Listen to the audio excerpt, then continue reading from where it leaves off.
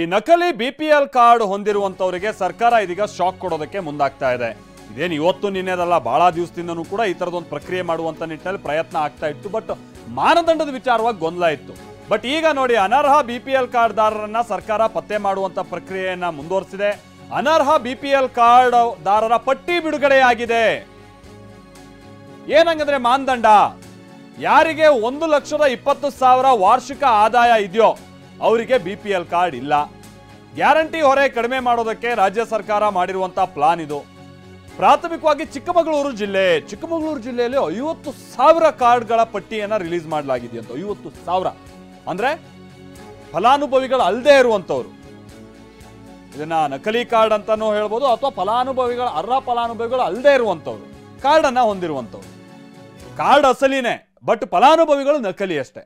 ಚಿಕ್ಕಮಗಳೂರು ತಾಲೂಕಿನಲ್ಲೇ 5,700 ಅನರ್ಹ BPL card ಇದೆಯಂತೆ. ಅನರ್ಹ ಬಿಪಿಎಲ್ ಕಾರ್ಡು, ಆಮೇಲೆ ನಕಲಿ ಬಿಪಿಎಲ್ ಕಾರ್ಡು, ಇವುಗಳನ್ನೆಲ್ಲ ರಿಲೀಸ್ ಮಾಡಿದೆ ಸರ್ಕಾರ. ನಕಲಿ ಬಿಪಿಎಲ್ ಕಾರ್ಡ್ ಅನ್ನ ಬಳಸಿಯೂ ಕೂಡ ಗ್ಯಾರಂಟಿ ಪಡಿತಾ ಇದ್ರಂತೆ. ಅವರಿಗೂ ಕೂಡ ಈಗ ದಂಡ ಬೀಳುತ್ತೆ. ಅಂದ್ರೆ ಈ ಕೆಲ ಗ್ಯಾರಂಟಿಗಳಿಗೆ ಸಂಬಂಧಪಟ್ಟಂಗೆ ಬಿಪಿಎಲ್ ಕಾರ್ಡ್ ಹೋಲ್ಡರ್ಸ್ ಆಗ್ಬೇಕಿತ್ತಲ್ಲ, ಅದನ್ನ ನಕಲಿಯಾಗಿ ಮಾಡಿಸ್ಕೊಂಡಿದ್ರಂತೆ. ರಾಜ್ಯಾದ್ಯಂತ ಲಕ್ಷಾಂತರ ಬಿಪಿಎಲ್ ಕಾರ್ಡ್ ರದ್ದಾಗುವಂತಹ ಸಾಧ್ಯತೆ ಇದೆ. ಈ ಮುಖೇನವಾಗಿ ಗ್ಯಾರಂಟಿ ಹೊರೆ ಕಡಿಮೆ ಮಾಡೋದಕ್ಕೆ ಬಿಪಿಎಲ್ ಕಾರ್ಡ್ಗಳ ಪರಿಶೀಲನೆ ನಡೆಸಲಾಗ್ತಾ ಇದೆ.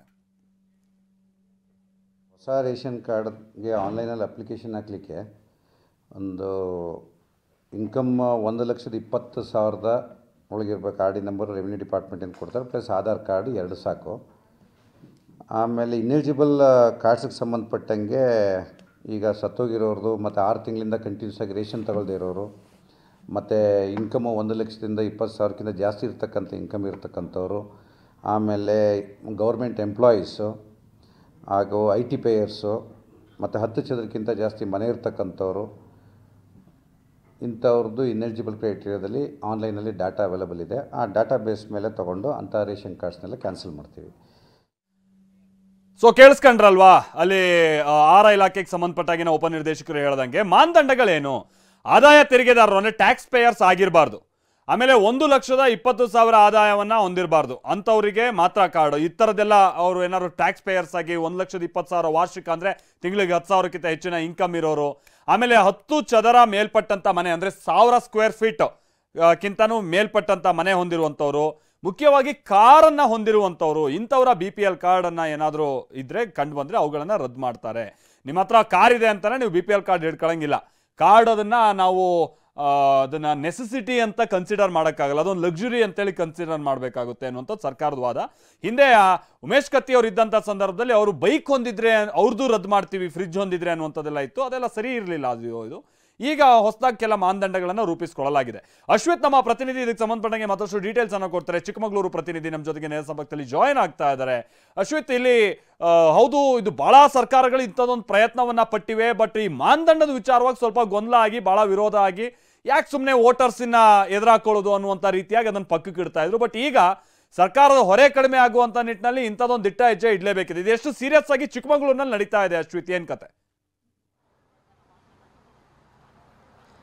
ಖಂಡಿತವಾಗ್ಲೂ ಮಾಲ್ತೇಶ್, ಏನು ರಾಜ್ಯ ಸರ್ಕಾರದ ಸೂಚನೆ ಮೇರೆಗೆ ಈಗ ಆಲ್ರೆಡಿ ಜಿಲ್ಲಾಡಳಿತ ಮತ್ತು ನಾಗರಿಕ ಆಹಾರ ಇಲಾಖೆ ಏನಿದೆ ಅದು ಕಟ್ಟುನಿಟ್ಟಾಗಿ BPL ಕಾರ್ಡನ್ನು ಏನು ನಕಲಿ ದಾಖಲೆಗಳನ್ನು ಸೃಷ್ಟಿಸಿ, ಜೊತೆಗೆ ಸರ್ಕಾರದ ಮಾನದಂಡಗಳನ್ನು ಮೀರಿ ಏನು BPL ಕಾರ್ಡನ್ನು ಪಡೆದಿದ್ರು ಆ ಒಂದು ಕಾರ್ಡ್ಗಳನ್ನು ಪರಿಷ್ಕರಣೆಗೆ ಈಗ ಚಿಕ್ಕಮಗಳೂರಿನ ಜಿಲ್ಲಾಡಳಿತ ಈಗ ಮುಂದಾಗಿರುವಂಥದ್ದು. ರಾಜ್ಯ ಸರ್ಕಾರವೇ ಚಿಕ್ಕಮಗಳೂರು ಜಿಲ್ಲೆಯಾದ್ಯಂತ 50,126 ಏನು BPL ಪಡಿತರ ಚೀಟಿ ಏನಿದೆ ಅದನ್ನು ರದ್ದು ಮಾಡಬೇಕು ಅಂತ ಈಗ ಲೀಸ್ಟನ್ನು ಕಳಿಸಿರುವಂಥದ್ದು.